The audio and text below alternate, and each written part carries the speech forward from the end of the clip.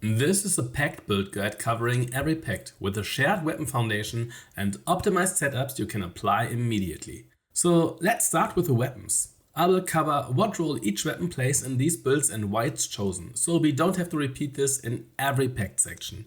In the current Soulframe landscape, your weapons have to tick a few boxes before I would call them truly powerful. Your main hand and side hand together should achieve 4 things. First, you need armor breakers. In the current game, armor is a value that gets subtracted from your base damage. I did an entire video just on that system, but for our weapon choices here it boils down to this. If you don't want to end up in a situation where you are only scratching a boss, your weapon's damage per hit should be much higher than the enemy's armor's value. The more you are above that threshold, the easier enemies become. Second, you want a reliable ranged option. Right now, melee and ranged combat are not created equal. Running straight into a full group or into a boss with pure melee and no setup is very dangerous and usually a bad idea. Enemy casters, rangers, grenade wielders and heavy units all have area-based attack tools that can stagger you or knock you down. With multiple effects flying at you at once, many of them hard to evade and capable of piercing blocks, you can easily be taken out before you even recover from a knockdown. Melee is more of a right moment tool, extremely powerful when used at the correct timing, but risky when forced. Ranged combat, on the other hand, is a safer and more stable option overall. Technically, all melee weapons can be thrown, so you always have some form of range, but not all thrown melee attacks are equally strong or reliable. For our purposes, you really want an effective way to clear enemies from a distance, unless you deliberately want a more punishing self-imposed hard mode. Third, you want a smite fishing tool. That means a weapon that can produce a lot of hits in a very short amount of time. Fast enough that even in Cogah mode, which appears to have reduced smite probabilities, you can effectively force a smite when you need one. Smites are the strongest heal in the game and also the trigger for some of the most powerful effects in your arsenal because they activate your weapon rune.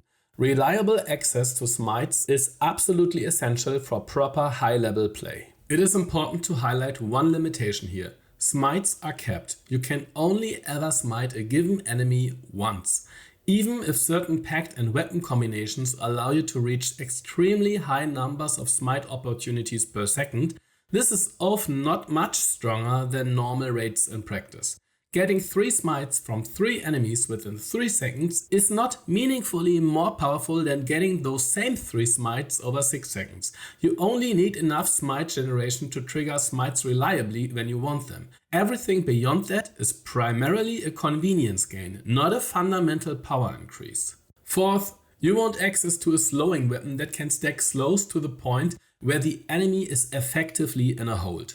Here's how that works. Some totems add a slow effect to your hits for a short duration. A single slow is tiny, almost unnoticeable, but it stacks. Given enough applications in a small window, the enemy simply stops moving. That only makes sense on setups that can hit very rapidly and repeatedly. The good news is every weapon that is good at smite fishing is automatically a candidate for slow stacking as well. On top of all that, your weapons define which runes you can equip, and runes can be absurdly powerful, matching or even surpassing the strongest pact abilities in the game.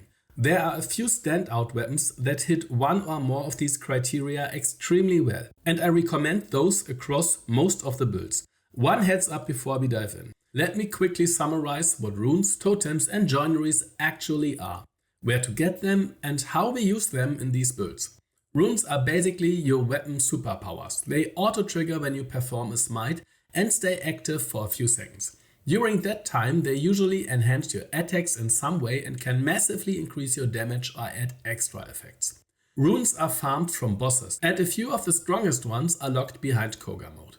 Totems are passive upgrades you get from wildlife, either by freeing animals or by forcefully befriending them out in the wilds. They act as slottable passive modifiers on your weapons and are a big part of how you tune a weapon towards smite fishing, slowing, damage or defense. For almost all of these weapons, your defense totems have relatively low impact on general gameplay. There's a very specific exception later in the Bromius section, but outside of that, the armor values you can add via defense totems are simply too low to really matter, and most stagger related defense quirks are barely noticeable in actual runs. So pick your poison here. I usually grab the parry window increase and tell myself it surely does something, but if you prefer more raw defense or magic defense, that's also fine. Taking 10 less damage from a random arrow never hurts. Joineries come from various sources as well, including many bosses, chests, and as offerings from factions. You can reforge your weapon to imprint it with one of these joineries, which adds additional stats like increased damage or life drain. On top of that, there are blessed joineries that let you re-attune a weapon to a different virtue. So you can, for example, turn a weapon you like into a courage, grace, or spirit weapon to match your pact and build. But blessed joineries will reset your weapons level. With that foundation out of the way, we can start looking at the actual weapons. The first weapon is the Flyblade, and honestly, this thing is absurd. It's probably the most powerful utility weapon in the entire game, because it gives you two things at once. Easy melee smite fishing and fast slow build up, all while letting you continue attacking with your main hand weapon. Nothing else combines those roles this well. Their basic attack is a left click auto lock ranged shot. Their damage is pretty low, so we don't use it for DPS at all. The real reason we use Flyblades is the special action we call Orbit Blades. When you click your middle mouse button, instead of throwing the blade at an enemy, it begins circling around you for a few seconds like a razor blade tornado. You can invest skill points into this action. The first and most important upgrade increases the duration of the Orbit Blades when you switch to your melee weapon. This is not optional. Burn this into your reflexes. Throw blades, then switch weapon, then engage. If you don't perform the weapon swap, the Orbit Blades expire way too quickly to matter. You can also unlock a perfect throw option, a small timing minigame that increases the radius of the Orbit Blades. That sounds great in theory, but here's the catch. The wider radius makes it harder to consistently hit your target, because you now need to stand at very specific distances. Sometimes it's useful, especially when you are weaving through large packs and want wide coverage. But when you want to melt a single enemy while you fight in melee, the small tapped version is better. So don't default to perfect throw just because you unlocked it. With the right skill tree upgrade, Orbit Blade duration also extends when you kill enemies, which means in packed fights you can keep it going far longer than you would think. Flyblade joineries don't matter much, since we aren't using the weapon for damage, but if you use a Gildor joinery and strong damage boosting pacts like Tethren, that can actually result in a small but nice to have ongoing heal effect. Your Flyblade totems should always include slow application and a smite chance increase. These two define the Flyblade's entire purpose in our builds. Whirlwind is the default rune for Flyblades. When activated after being hit, a lightning strike calls down on that target after a short delay. Compared to other weapon runes, Whirlwind is relatively weak. You generally want to switch to another weapon before intentionally pulling a smite. The new rune Pictrix creates multiple homing projectiles whenever your Flyblade hits a target. When you activate Orbit Blades, it instead creates a small number of these projectiles around you, effectively disabling Orbit Blade's smite fishing capability. Since this is a multi-hit attack, you will rarely see it deal more than 1 damage per hit. Until we get the armor rework, this rune is effectively useless. Let's move to the second weapon in these builds, the bow. And the bow is kind of a monster, not because it dominates every situation, but because it manages to fill 4 roles at once. It's your range option, your armor breaker, your smite fishing tool, and your group slowing platform. It just has a few limitations that stop it from becoming the answer to everything. You've got a couple of ways to fire it. The simplest is a quick left click tap, which shoots a rapid fire arrow. This is great versus unarmored targets or to finish off an enemy with low HP. Weak spot hits, especially on bosses, ramp this damage up hard. Or you can hold the shot until the bow flashes. Charged shots hit much harder per arrow and massively improves damage into high armor. There's also a skill node that lets you aim at the legs to trip targets, which can open them up to a finisher. So either go for the feet or go for the head. The area between doesn't do much. Or okay, if you're fighting Kabocha, going for his spell right in the middle works fine. On the middle mouse button, the bow swaps into its signature move, Arrow Rain. You aim a ground marker, charge it to increase the radius and release a steady shower of tiny arrow hits. What doesn't change is the hit count, 30 arrows per cast, regardless of how big the circle is. That means for single targets it is better to simply tap the range shot. A smaller radius means the arrows are far more likely to land on that one enemy. For groups, you want to charge the shot instead. The longer you hold it, the larger the radius becomes, which lets you cover wider clusters of enemies. Tapping also makes the ability activate a bit faster, so it has a real advantage when you are focusing a single enemy or just trying to get the effect on the ground quickly. Arrow rain itself is not about raw damage, it works much more like orbit blades. A steady stream of tiny hits that build smite procs and apply slows very efficiently. The difference between the two is in their best use cases. Orbit blades are stronger in duels and one-on-one situations because you can keep fighting with your main hand while they orbit. Arrow rain performs better against enemies that are spread out, where orbit blades simply cannot reach everything at once. There's also a small additional interaction. Firing a fully charged shot into a target that still has arrows stuck from arrow rain causes extra stagger buildup. This usually happens naturally when you are slowing enemies anyway. If you try to use this interaction purely for stagger, however, it requires too much setup for too little payoff in a boss fight. It is nice bonus, nothing more. And yes, you can parry with the bow. The timing works the same as with other weapons. You need to press the right mouse click at the correct moment. Instead of entering a blocking state afterward, you transition into zoom mode. Parrying works, blocking does not. Now to the bow totems. Since one of the bow's core functions is smite fishing, this smite enhancing totem in the utility slot is non-negotiable. That one is always locked in. In the offensive slot, you have to choose between two powerful options. The duck totem, which applies slows through your arrow rain, or the red totem, which provides additional area damage. Both are excellent, but if you are running the torrent rune, and torrent is extremely strong on bow, you can equip both of them at the same time anyway. If you prefer not to use slows from arrow rain and just want to focus on long range sniping instead, the alternative to the duck totem is the aerial shot rune. It adds plus 30 damage to fully charged jump shots. This can hit extremely hard on headshots and works very well for breaking armor, but it does require accurate mid-air aiming and reduces your overall attack frequency because you need to jump before every shot. There's also the attack speed totem, which gives 15% more attack speed. Over the course of roughly 20 charged shots, this saves only a couple of seconds, so it ends up being fairly low impact, especially against armor targets. The defense ignore totem is also on the weaker side, at least you don't have to jump for it. None of these options reach the overall impact of the slow effect, but they are available if you want them. For Joinery, it's Quicksilver, obviously. More headshot multiplayer, more damage, slightly faster charge rate. Now for the bow runes itself. Alka's Breath, the base rune, is perfectly good. Headshots already shred and the multiplayer makes them even stronger. But the torrent rune is something else. Every shot, rapid fire, arrow rain, charge shots, can spawn an extra arrow rain. It's basically free damage raining from the sky at all times. Against high armor bosses, the base rune powered headshots are still better, but torrent has the advantage of being powerful everywhere, all the time, and lasting for what feels like forever. It ends up being among the strongest runes in the entire game for overall general use. As powerful as the bow is, it does have one big weakness. If you shoot enemies that are immune to smites and immune to headshots, the bow falls off a cliff. Charged shots can barely scratch highly armored targets unless they land on a weak spot. With body hits only and no smite procs, the bow's damage is simply not great.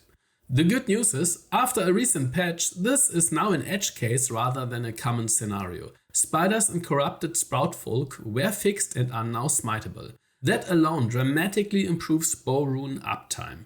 Right now, the only real exceptions at the overworld are the Mendicant King, whose adds only sometimes trigger smites, the thrice-bound Impet, and Discharged Nimrod depending on whether he has minions around him. It's one of the best runes in the game. The third weapon type used in these builds is what I will summarize as heavy weapons. Polearms, greatswords and longswords. All of these weapons serve the same core purpose. Delivering high single hit damage primarily through throws and heavy attacks to pressure armored targets and bosses.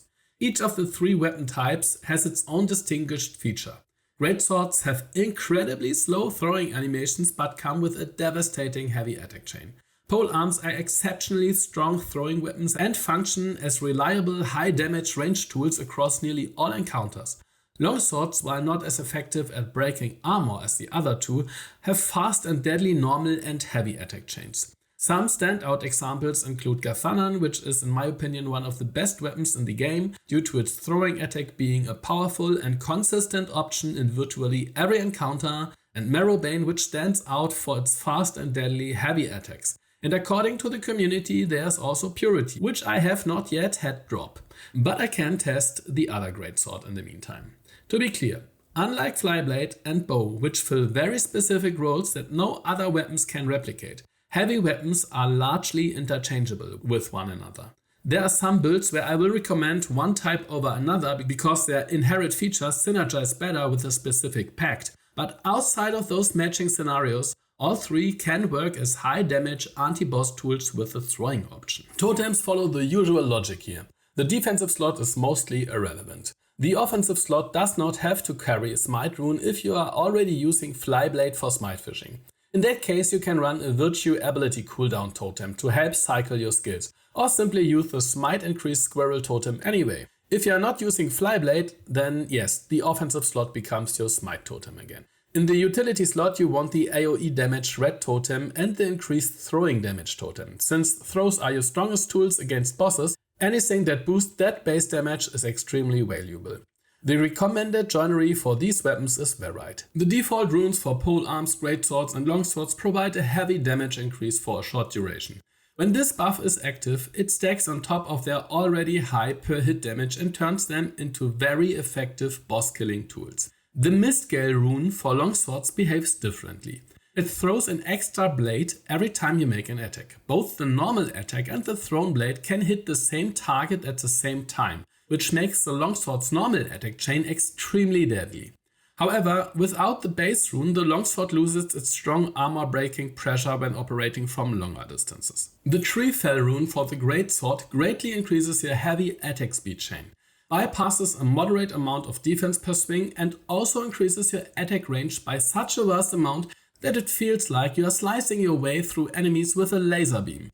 While this is great for crowd clearing and also feels good to use in general, the complete avoidance of any throwing attack enhancing effects on a weapon that does not have a good throwing animation anyway makes it feel overall worse than the default runes in boss fight situations. Trash mobs are not a problem currently anyway. It's not bad, but not great either. And then we have the Split Bolt rune for polearms. This upgrade causes the throwing attack to create up to 10 spears, parallel to the original projectile. It is clearly designed to be a devastating against huge targets where all spears can hit. Sadly, the spears suffer from the armor issue and deal 1 damage. So, like always with these things, skip until the rework happens. Daggers and shortswords currently sit in a very strange spot.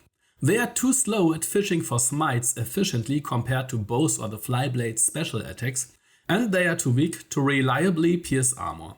Whether you equip them in your main hand or your offhand, doing so usually means giving up a weapon that contributes far more to your overall build. Their new rune, Flint Smoke, however, is a genuine standout. It places you into a long-lasting stealth state that allows continuous backstabs on any target that can be, well, backstabbed. The effect even refreshes its duration on every backstab kill you perform, no matter which weapon you are using for that backstab. So yes, you can theoretically switch to a greatsword after activating the rune and perform backstabs with that weapon. The effect is extremely strong, both offensively and defensively. For its duration, you are effectively getting a "you can't see me" cheat code. In theory, this rune can outclass even the Torrent Bow rune in overall power. However, the moment you are in a situation without valid backstab targets, the offensive part of the rune stops working. In general, it is highly recommended to pair daggers or short swords with a strong smite fishing weapon, so that this very powerful rune actually activates whenever you want it to. Shields are also in a somewhat awkward place right now. The moveset itself is pretty good. The heavy attack lunges far forward and seems to be more resistant to being interrupted compared to many other weapon types. It generates a high amount of stagger and generally feels great to use in close combat. The problem is that shields do not have the damage profile of pole arms or great swords, and they do not offer unique utility effects in the same way Flyblade and bow do. And their throwing attack is simply weak. And then there is the new rune, Dirkland. And this one is, well, plot twist, completely broken, overpowered, and it can deal easily 10 times more damage than a full Fellust combo. Dirkland works in a way where as long as you hold the block button, enemies in front of you take continuous damage. The range is quite nice, so basically a small shield laser emitter. However, as is often the case, this damage is heavily reduced by armor, which limits how well it scales later into the game. It does have a notable side effect though. With every damage tick dealt while blocking, Dirkland ramps up a damage buff that behaves very similarly to Tethren's Fellust, but it stacks much higher. And yes, the same interaction works here as well. If you do not attack with anything other than holding block, then switch to your Flyblade and activate Orbit Blades, the Orbit Blades inherit the damage buff for their full duration. This makes it possible to deal over 2500 damage per contact with the Orbit Blades. Based on recent balance history, I fully expect this to become a small stagger bonus that doesn't work on bosses soon.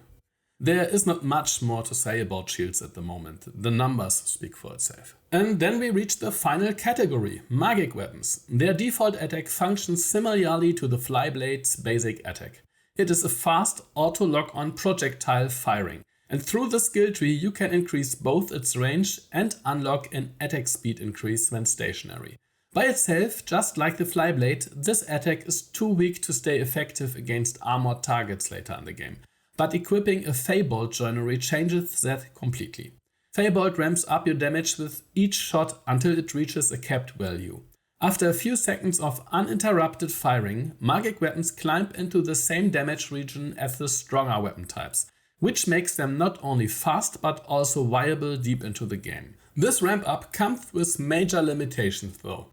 The build up resets whenever you smite, use abilities or dodge. In practice, this means Magick Weapons can perform relatively well in one-on-one situations where you can stand your ground for a moment and let the stacks build.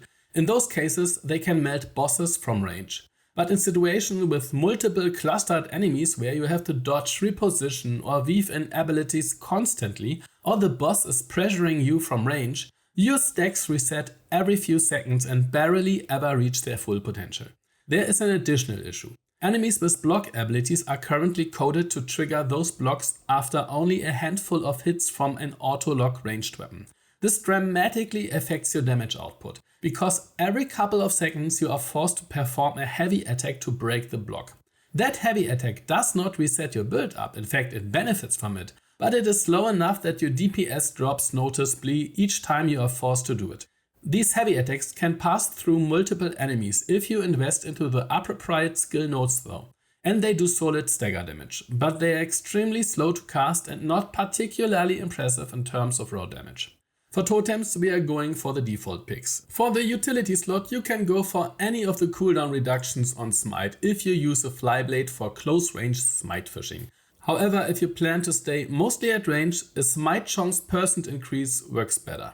In the attack slots, AoE damage red totem or attack speed increase to help with building Feybolt stacks are both good choices.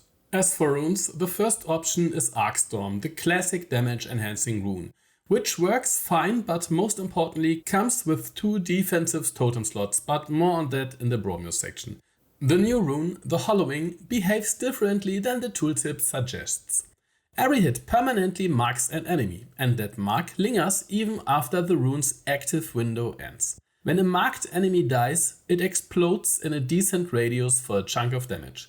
This can even chain, since killing one wounded marked target can detonate several others nearby if they also die from the explosion.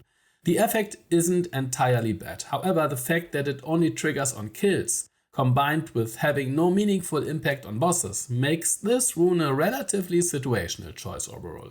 All of these traits do not mean Magick Weapons are bad, they simply do not offer the utility of bow and Flyblade, they do not reach the consistency of heavy weapons, and they can't compare to the top tier runes available to bows or daggers and shields. So outside of Bromius, I don't really recommend them over anything.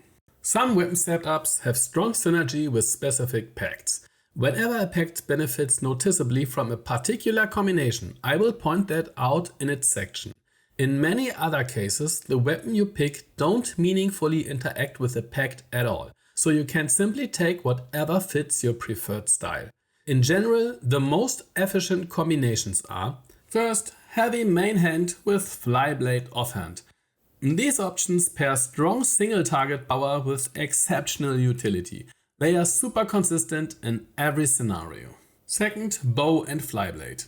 This setup is even more range oriented, comes with one of the strongest runes in the game and allows double stacking slows. The main downside is that headshots can sometimes be tricky to land, so heavy weapons may feel more consistent in those situations. Also, bow and Flyblade together achieve the highest smite trigger rate you can get from combining arrow range spam and orbit blades. In general, both have higher highs and lower lows compared to heavy weapons like spears and greatswords. Third, bow and dagger. This approach relies entirely on the bow as a main damage, slow, smite fishing and range tool, and only switches to the dagger for the rune activation. Fourth, shield and Flyblade.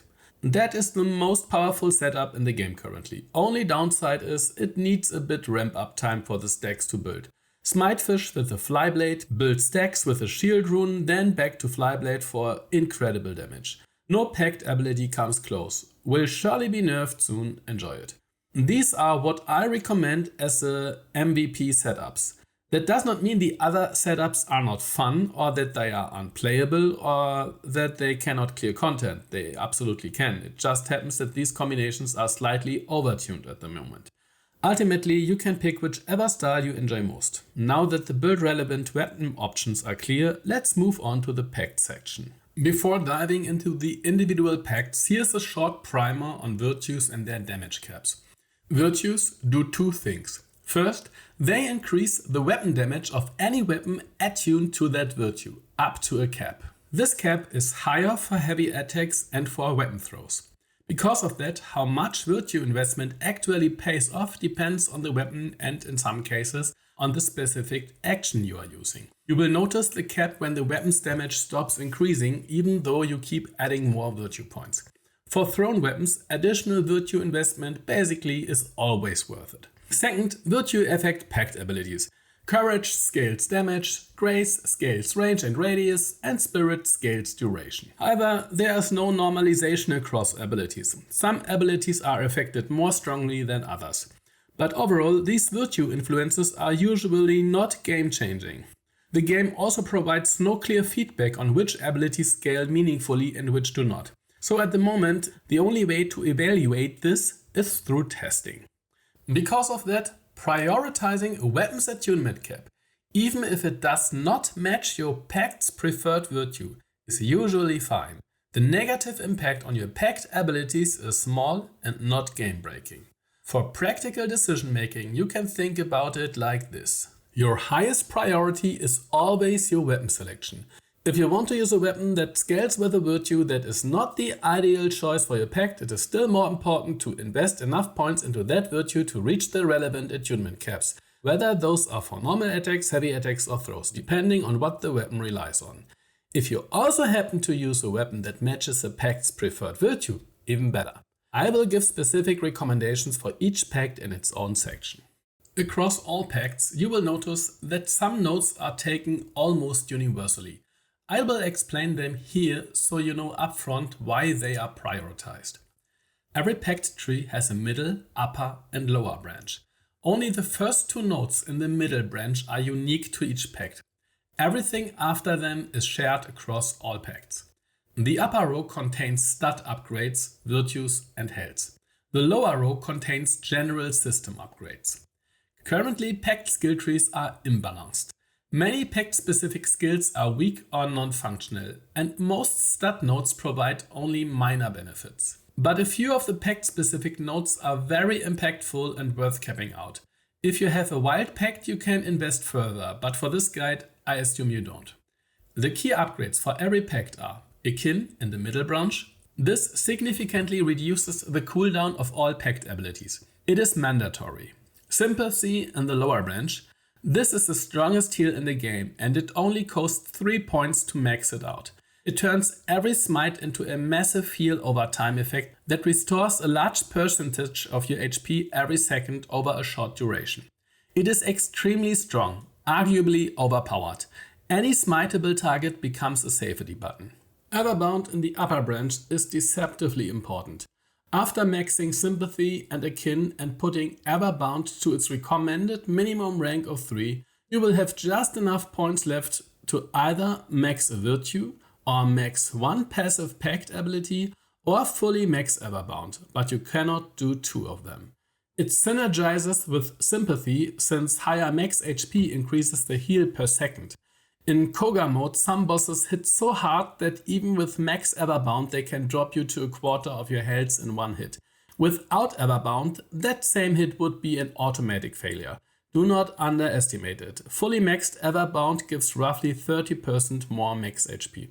Last rank is expensive and not strictly required, but it adds survivability against potential one-shots if you were already wounded and maximizes the value of Sympathy. Voided gives your smite a chance to deal roughly 50% more damage when maxed. Some players claim it also reduces enemy armor, but I have not been able to verify this.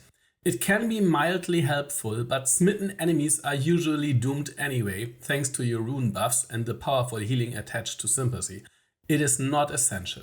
So yes, in the current state of the game, Pact builds do not offer much variation. The options are fairly standardized and mostly follow the same outline. There's not much build crafting here yet, just some optimization. Hopefully, this will change in the future. Before we go into the individual Pact builds, a quick heads up. Reportedly, multiplayer clients are currently bugged for multiple pacts. For now, don't expect everything to work cleanly when you are not the host.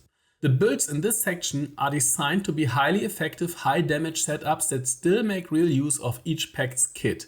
If the only question were maximum possible damage, then Shield plus Flyblade would be the answer for all pacts. However, the goal here is to show how pacts actually play while using their skills, rather than relying on one overpowered interaction that will likely be fixed sooner rather than later. Because of that, I will only mention the shield combo briefly where it makes sense synergistically, just so you know it exists for all of them. So if you want to actually play the Pact, these builds are highly effective. Let's start with Garren Rood. Garren Rood's first ability, Torment, is a direct damage cast that heals you based on the damage dealt. The catch is that its damage decreases as the enemy HP gets lower. Below half health, it becomes practically useless, which means Torment is essentially a start of the fight ability. It damage scales with courage.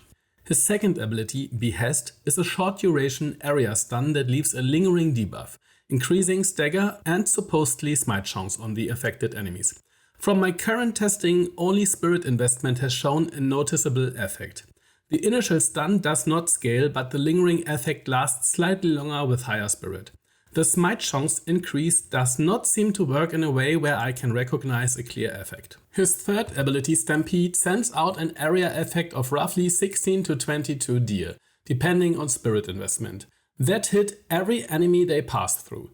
The passing, and therefore the hit distribution of Stampede, is random and reduced by armor. Courage increases the damage per deer collision. High Courage performs better against heavily armored bosses, while High Spirit feels better for clearing trash. Both virtues work for general mob clearing, but Courage edges out when armor is involved. For virtues, both Courage and Spirit work for Garren Rood. Behest is slightly more consistent with higher Spirit, while Torment prefers Courage. Stampede scales in different ways with both. Since Spirit has the highest value of the virtues, Spirit Attunement is the stronger choice for maximizing throwing damage. That said, either approach functions. The recommended gear setup is any of the MVP weapon picks, with the main damage weapon using a guild or joinery to leverage the interaction with a passive heal heart, which we will get to in a moment. To capitalize on the stagger increase from the Behest debuff, a heavy weapon plus Flyblade or shield plus Flyblade setup works best. Garren Rood also has 2 additional abilities. Righteous, which should reduce the cooldown of Behest, is currently not working.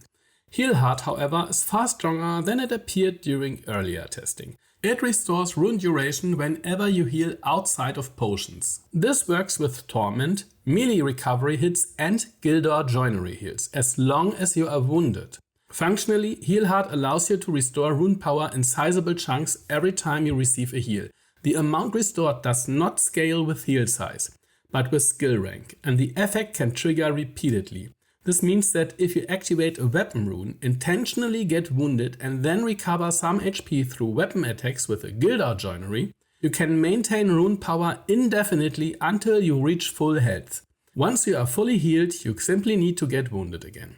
Other than that, start with the fundamentals. Max Akin, max Sympathy, put the minimum 3 points into Everbound. I recommend placing 2 to 3 points into Heal Heart. The 4th point is unnecessary, since with Gildor you do not need the full duration extension.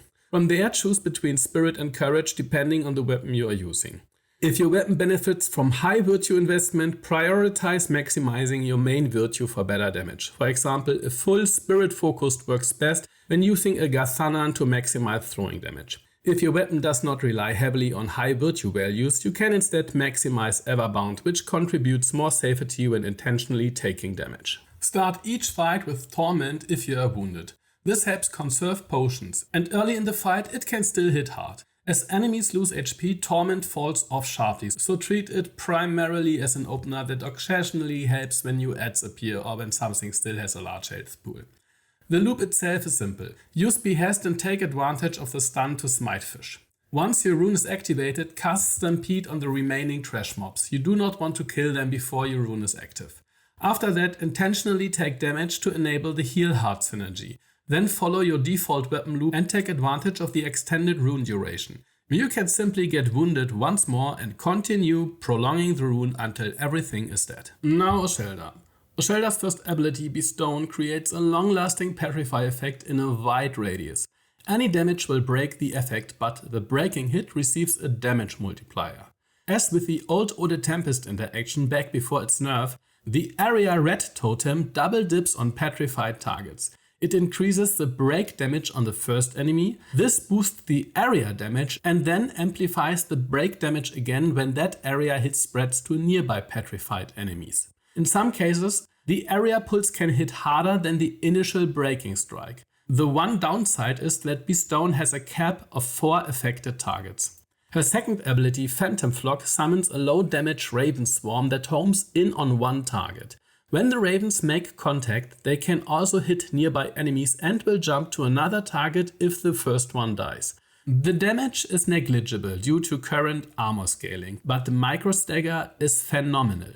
Sometimes it borders on paralyzing weaker enemies. It also deals excellent stagger build up to bosses. It's a utility tool, but a highly effective one. The third ability, Elder Bloom, creates a strong lingering area heal over time effect. It is simply great, both for solo play and for groups. Before the current virtue rebalance, Oscelda needed a good amount of spirit to make Bestone last long enough on bosses, since bosses heavily reduce petrify duration. But in the current balance, even a courage-focused Oscelda gets enough duration to matter. Courage becomes the higher damage option if you have a matching weapon. So depending on your gear, you can go courage or spirit, both work, but courage is a bit stronger. For gear, Oscelda has extremely strong synergy with headshot throws against Bestone targets, which can trigger very high damage. A courage-attuned Gathanan performs exceptionally well here, or a Dukalik if that is the best option you have available.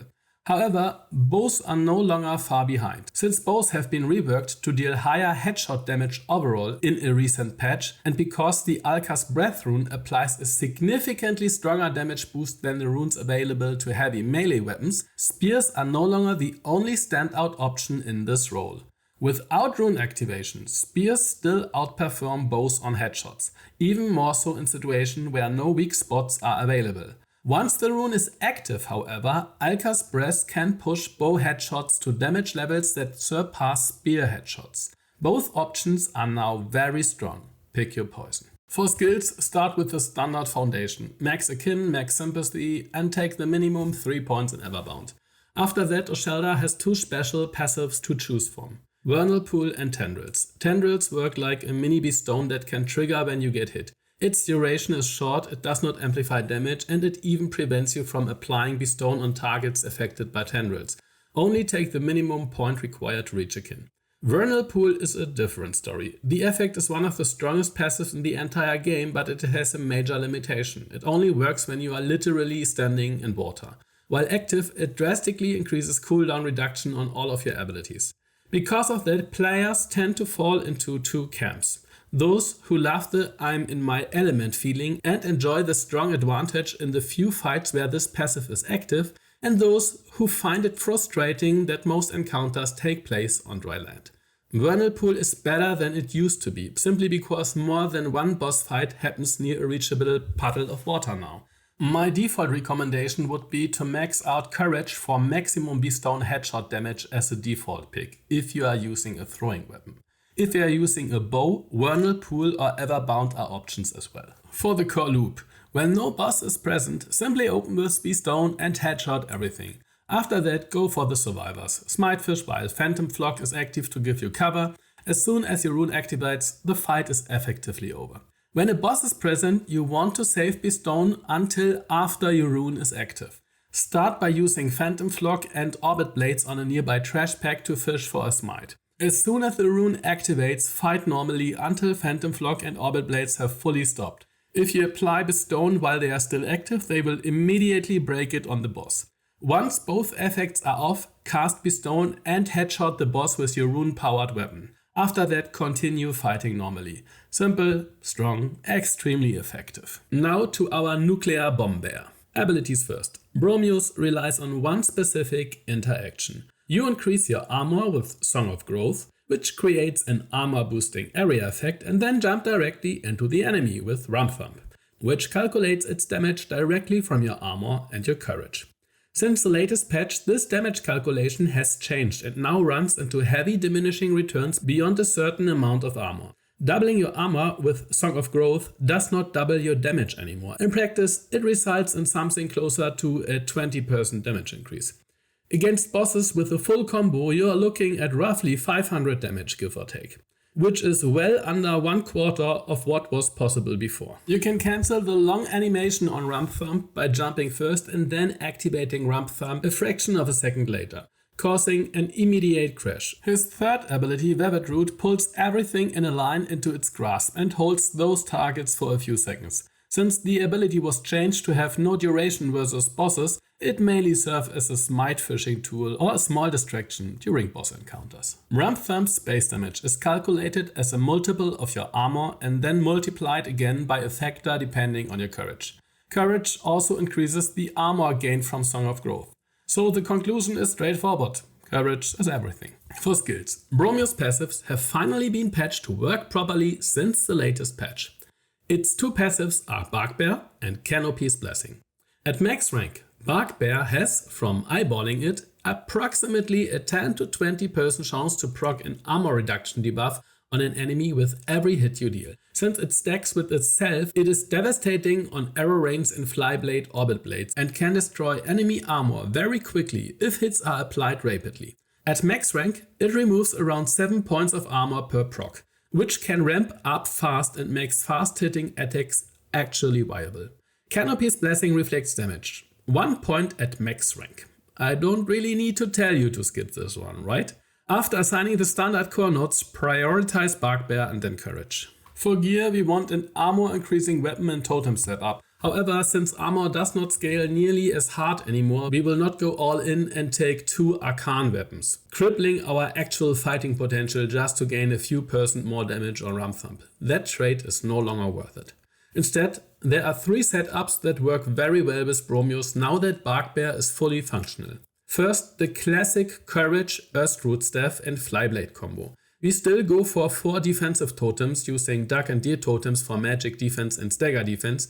If you go in close with Orbit Blades active and spam the fast attack of the wand, you will not only quickly ramp up the staff's damage by building Feybolt stacks, but also destroy enemy armor at the same time. This is extremely effective while staying relatively close to the currently highest achievable armor. Second, the Bow and Flyblade setup. Here we have less base armor, but the rapid hits from both Arrow Rain and Flyblade Orbit Blades can absolutely destroy armor. If this interaction works the way the tooltip suggests, it also increases your own armor through Bugbear's Armor Drain. This is an extremely powerful setup. Bromius is currently one of the few packs that can actually lean so hard into multi-hit combat styles that Earthstruth staff spamming as well as Arrow Rain and Torrid Rune playstyles perform well above what other packs can handle with those setups. It really shows how much the armor system hurts these weapon types. Last but not least, the Shield and Flyblade combo. The Shield also gives you 2 defensive slots with the Dirkland rune and enables the Broken Shield Flyblade interaction. It's not as high as with the Earthroot staff, but the overpowered shield more than makes up for that. This is one of the cases where you can pick the shield and say, I didn't pick it because it's overpowered, but because it synergizes well with my Pact, you tricky bastard. The loop is as follows. First, check if you need smites. If a boss is present, the answer is yes. In that case, go for Velvet Root and Orbit Blades and fish for a smite. Activate your rune, cast Song of Growth and then use Rumthub on the remaining targets. After that, finish the rest with your rune empowered weapon. If it's only tightly clustered trash mobs, you can simply finish them with a Rumthump combo without the need for smite fishing. Tethren, the martial master of Soulframe, is next. Let's start by looking at her abilities. Call of the Ancients is a buff that reduces incoming damage and also increases all of your outgoing damage by a noticeable amount. Clash is a low impact area stagger that grants a small amount of stagger resistance. It can help slightly when you're surrounded and need an extra half second, but its overall effect is limited. The centerpiece of the kit is Fellust. In short, you have 7 strikes that function like an ammo count, and you consume 1 or more with each action. Every connecting strike enhances the damage of your next action. If you miss, if the strike is blocked, or if you use a heavy attack or throw, you will consume more. Fellust works with both melee and ranged attacks, is extremely powerful and has a short cooldown. It is possible that the 7 strike count is currently a bug since the 6 and 7 strikes deal vastly more damage than the slower ramp up of the first 5 strikes. We will see if this stays or gets fixed. For virtues, Tethren is courage focused, there's no reason to deviate from that. Now let's go over the recommended equipment. In the current environment, Tethren performs best with a bow and Flyblade setup. Use the strongest courage attuned bow you have, or Blitzel if that is your only courage option. And the Preludes works well for the offhand. One special exception for Tethren is that the AoE red totem currently prevents Fellust stacks from building properly. So take one of the other totem choices here. The increased damage on jump shots is a great fit as well. Just remember to jump before performing charged attacks. Arrow Rain does not consume Fellust charges, which allows you to activate the Torrent rune and clear camps while keeping Fellust ready for priority targets. The Flyblade's Orbit Blades can be turned into a very strong clearing tool, and Flyblades benefit heavily from the Gildor Joinery due to their high damage triggering passive health recovery from lifesteal when colliding with enemies. A main hand dagger plus Flyblade setup or a bow plus offhand dagger setup can also be fun to mess around for those Fellust enhanced rune backstabs. Next, let's look at the skill selections. Tethren's 2 passives are Conqueror and Last Stand. Conqueror restores a fixed amount of HP per kill, which is genuinely useful in Cogah mode. Last Stand increases attack speed when you have low HP. Since running around with low HP in Cogah mode is not ideal, invest only the minimum required. Your remaining choices to Everbound, Conqueror or Courage. All options work. I prefer either Courage for that tad bit more Fellust damage or just Conqueror for the heals. Now for the gameplay flow. First for trash mobs. You can either decide to build Fellust stack with charged shots and keep the last strike for an upcoming boss encounter, or use that last strike with your Flyblade for massive damage to finish the remaining enemies depending on whether a boss is nearby. If you want to keep the last strike for the boss, you can finish the remaining trash mobs by spamming Arrow Rain to fish for a smite. Once the Torrent rune is active, simply continue clearing with Arrow Rain without wasting the final Fellust strike you want to preserve. Second, for bosses. You can use charged normal bow shots enhanced by Fellust. These are strong enough to kill bosses even without headshots. If you have 1 Fellust strike stored from the previous encounter, or after landing 6 hits during the fight, use your 7th Fellust charge on a tapped, not charged Orbit Blades throw. Over its full duration, the Orbit Blades benefit from Fellust and will destroy everything. Remember to prolong the blades by switching back to your bow afterward. Sirin, the Fairy Prince, comes next. Let's start with his abilities. Pick-Tricks Powder received a buff in Preludes 12. It now lasts roughly 9 seconds, but does not seem to scale with Spirit. It makes trash mobs easy targets for smite fishing with Arrow Rain or Orbit Blades. Opening fights with Pick-Tricks Powder is usually an easy win because of the long disable duration. Against bosses, however, it behaves more like a 1 second distraction than a real tool, helping with a headshot, but that's about it. And its long cooldown in Cogah mode limits it further. It is now primarily a smite fishing and trash control ability rather than a boss ability, yet it is incredibly strong at this. Decoy was nerfed indirectly. The aggro grab interaction previously depended on Pick-Tricks Powder duration ending about half a second before casting Decoy, due to the aggro resetting properties of Pick-Tricks Powder, allowing Decoy to be the next priority target. With Pick-Tricks Powder now lasting 9 seconds, hitting this exact timing window is no longer realistically achievable. Decoy now functions almost entirely as a small 200 damage bomb that only rarely manages to succeed in grabbing aggro. Glamour remains useful for pickpocketing and smite fishing, and you can still use it to get a backstab when other options do not work. In practice, you will rarely use it for the backstab anymore in the current patch. It is more useful for smite fishing during ad waves. The addition of smiteable spiders and corrupted sprout folk is a major improvement for Sirin, making him much more functional across multiple boss encounters. He lost something and he gained something. Now let's look at the virtues. Currently, there is not really a best virtue for Sirin. We no longer need high spirit since Pick-Tricks Powder's duration does not scale with it at all.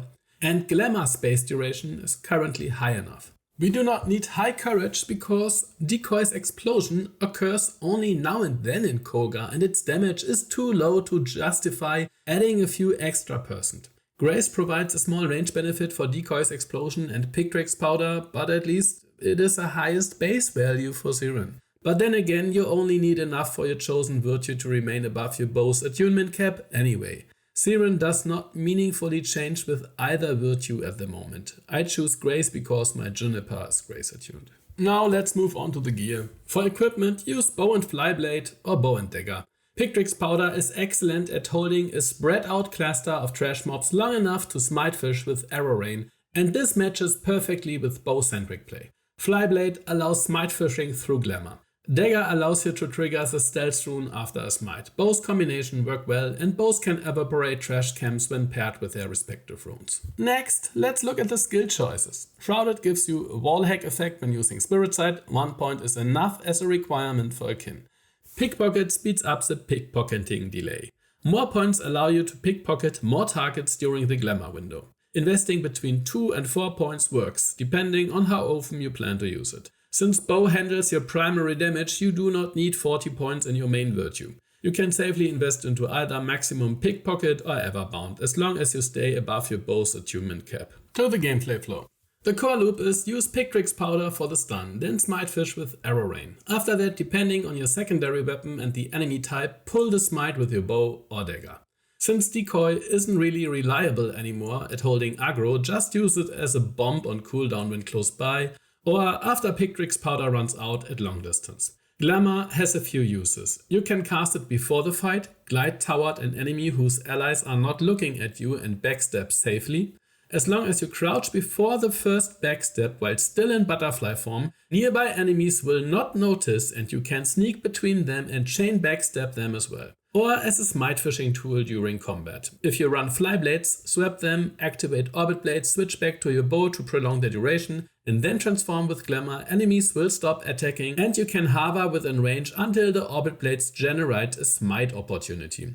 Sirin has 2 strong smite tools and pairs extremely well with a bow. Now we are looking at the lost puppy, Orengall. Let's start with her abilities. Werewalker allows you to shift into a travel form. You can bite finish a trash mob and revert back, but the form is clumsy and does not work on bosses. Outside of map traversal, it's up to you if you want to press that button. Howl is a buff that increases your smite chance by a lot. It also heals your wolves. This ability effectively received an indirect buff. Not because Howl itself was changed, but because the recent hotfix made most boss fights include smiteable trash adds or turned the boss itself smiteable. That significantly increases the value of a strong smite chance buff, which can trigger smites almost constantly. Another important aspect of Howl is that it increases your courage by a percentage. If you are already at high courage, this can further boost your throwing damage, since the attunement caps for throws are much higher. And then we have the Spirit Wolves. The Werewalker wolves were fixed and you are now limited to a maximum of 2 wolves. Since the latest patch, their HP has gone up a notch and they take less damage from Agari. As a result, they usually survive at least 2 hits from heavy hitting bosses. That is long enough to be considered useful now. But because of their long cooldown in Cogah mode and how difficult they are to replace quickly, their overall usefulness is still moderate. Now virtues. In the current environment, Courage offers more compared to Spirit. While Howl is active, it increases your throwing damage beyond its limits. Combined with an active rune, these throws can hit really hard. Next, gear. Courage attuned Gathanant and Flyblades with basic slotting are the recommended setup.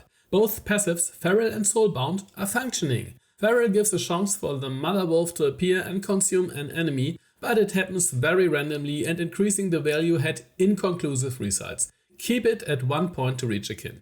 Soulbound increases your damage when a wolf or ally is within a certain radius. The increase is small but stacks. Since it is a flat damage bonus, it works better with faster weapons. Also, those suffer more from high armor, which many bosses have. Treat it as an additional damage stat that becomes more effective in group situations. Use the default slotting here. After that, go for Courage, then for Soulbound. Now to the gameplay flow. This is a straightforward ability rotation. Initiating a fight with Werewalker is possible if you want to kill a trash mob, but it is optional.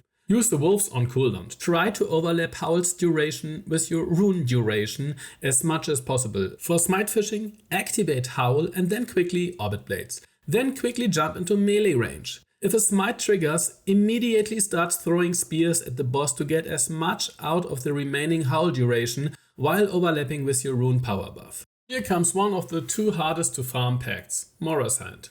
Mora's Hand's main ability is Inferno. It's a quick cooldown fireball-like thrown sword that hits for a high amount of damage on its directly hit target and much less on the surrounding enemies. The direct hit is roughly comparable to Rumthumb's damage. Its second ability is Ignos Wrath, a couple of fissures emitting from a center point that do very low damage and apply a tiny bit of microstagger, and so infrequently that it basically doesn't realistically do anything meaningful to hinder an opponent. Questionable if it's worth it to use over a spear throw, but at least it gives you the feeling of doing something different for a change. Then there's Ember, which does a small retaliation shockwave when you are hit, but it activates your passive. More about that in a second. Ember and Inferno also have a chance to proc smites, which can help sometimes, though it doesn't proc very often from them. The best virtue to invest in? Courage. More damage for Inferno, nothing else. For skills, Smolder creates a stacking dot, but it currently is on the weaker side. You can increase its build up when casting Inferno on an enemy, often leading to an instant dot explosion. Hungry Flames is a global damage buff of around 25% at max level that increases your ability and weapon damage, which gets activated when casting Ember. The passive lasts very long, so it has a very high uptime beyond Ember's duration. This is actually the strongest ability of the Pact. Not strong compared to what actually good packs can do, but in relation to the rest of this kit, that's the thing where you get more damage out of your rune-charged weapon attacks. Beyond the default distribution, focus on Hungry Flames first and Courage or Smolder second. For gear, almost everything works. Personally, I like to use Marrowbane here. Mora's Hand passive damage buff is almost always active, and it is one of the few packs that enhances general damage rather than only boosting a limited number of high value hits, as is the case with Tethren or Oscelda. Because of that, leaning into a consistently strong weapon makes sense, and the Longsword's new rune pairs very well with this setup. For how to play Mora's Hand, cast Ember, cast Inferno, proceed to fight normally. Not more to it. And last is Ode Tempest, the fallen one. Let's start with Sizemore. Its first ability is basically a bowling ball that carries enemies away and does increasing damage the longer it rolls, but suffers from enemy armor and instantly explodes on bosses. Low impact, use it when you are bored. Astra Sphere is your core move. It increases stagger against normal non-boss enemies that are primed within the sphere's radius. As a result, it enables easy finishers against trash mobs, but provides little to no value in boss fights. Atmosphere retaliates with stagger damage when hit, parrying or blocking, but it gets depleted quick when you are actually being hit, especially against Agari. It has some use when you lean into a block-heavy combat style. For the virtues, Courage seems to scale stagger build up for Astrosphere, so let's stick to that. For gear, I recommend going with Shield and Flyblade. Aside from the Shield rune being completely overpowered as a side attribute, this setup also fits Ode Tempest's playstyle well. The stagger-heavy playstyle aligns with how Ode Tempest works, and with an active rune, meaning you are blocking a lot, it actually synergizes with Atmosphere. As long as enemies are hitting into your block, Atmosphere is prevented from depleting. The two passives are Gravitate and Lightning Strike. Lightning Strike gives a tiny amount of bonus damage on finishers. Useful in theory, since you can do a lot of finishers with Astrosphere, but the damage is so tiny it doesn't really matter. Gravitate is a kick-triggered gap closer, not necessary for any content. Prioritize Courage until Attunement cap and then Everbound. To play this, use your bowling skill whenever you feel like it for fun, it doesn't do much. Use Astrosphere on trash mobs, then Smitefish once your rune is active, activate Atmosphere and start building block stacks. Enemies that hit into your block will bounce off due to Atmosphere, which helps with smoother stack build up. Once you have built enough stacks, finish the fight using your Flyblade. That was the basic one build for each pact overview. With armor and virtue changes coming up, some of this will inevitably age. But that also means there will be plenty more to test, break and update soon. Hope this was useful. If it was, you know the drill, sub, like and see you in the next one.